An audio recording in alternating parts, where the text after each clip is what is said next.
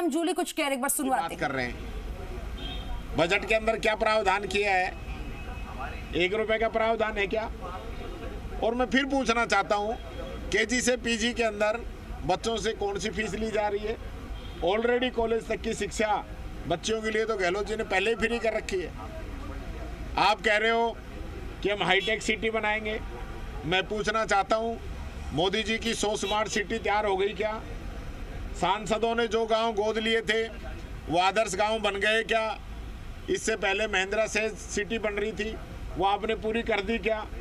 आप सिर्फ और सिर्फ लोगों को गुमराह करने का काम कर रहे हो। आप कह रहे हो हम पेंशन बढ़ाएंगे 150 रुपये। आपने कानून नहीं पढ़ा क्या? राजस्थान के अंदर मिनिमम गारंटी एक्ट मजदूरी का लागू हो चुका है, जिसके अंदर पेंशन बढ़नी है हर साल 15%, अगली बार 1300 रुपये होगी।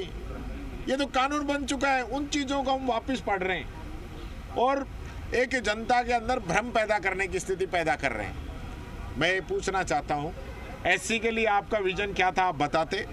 एसटी के लिए आपका विजन क्या था आप बताते? आदिवासी के लिए आपका विजन क्या था आप बताते? मजदूर के लिए आपका विजन क्या है बताते?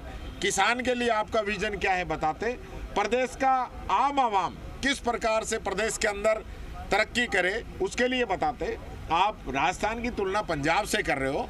आप हम पे इल्ज़ाम लगा रहे हो कि हमने जो कर्ज है उसको बढ़ा दिया। मैं कह रहा हूँ, मैंने उस दिन भी बताया था अभिभाषण पे भी कि ये लोग 2.5 गुना कर्ज छोड़ के गए थे, हम 1.5 गुना कर्ज छोड़ के गए और आज खुद ये कह रहे हैं कि हमारे अंदाज़ा है कि 67,000 करोड़ का लॉस इस बजट के अंदर रहने वाला है, माइनस में रहेगा, घाटा रहेगा।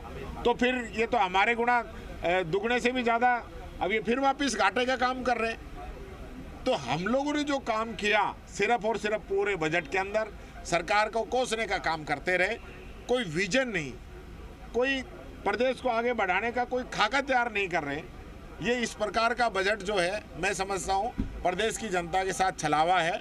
इन लोगों को जो वादे किए थे जनता से, किसान की सम्मान निधि 12,000 करने का, वो करना चाहिए था, उसको 8,000 कर दिया। गेहूं का समर्थन मूल्य 2700 रुपये करने की बात करते थे, उसमें 125 रुपये बढ़ाया है।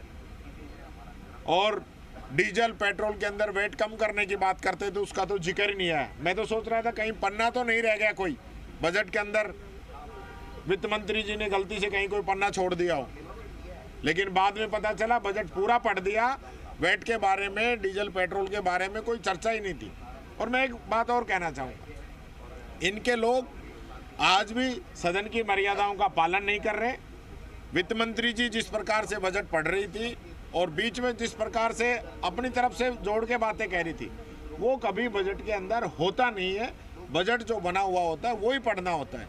और उसका हम लोगों ने एतराज़ किया, बात की, तो मुख्यमंत्री जी कह रहे हैं कि आप महिला को नहीं बोलने देना चाह रहे हो। मैं ये कहना चाहूँगा, वो महिला हैं, इसके साथ साथ प्रदेश की उप मुख्यमंत्री हैं, वित्त मंत्री हैं, और हमारे तो देश की जो वित्त मंत्री हैं वो भी महिला हैं। तो हम तो उनका बजट भी सुन रहे हैं। तो कोई अबला महिला नहीं है जिनका मुख्यमंत्री जी बचाव करना चाहते हैं। बजाय इसके वो अपने सदस्यों को ट्रेनिंग दें, मंत्रियों को ट्रेनिंग दें, सदन के अंदर क्या आपका आचार होना चाहिए, क्या आपका व्यवहार होना चाहिए, कब आपको खड़ा होना चाहिए, किस प्रकार से मेला सा बना रखा है अंदर। कभी अध्यक्ष जी किसी को डांटते हैं, कभी किसी को डांटते हैं, ये माहौल अंदर है। तो मैं पुनः फिर यही कहना चाहूँगा, बजट एकदम निराशाजनक है।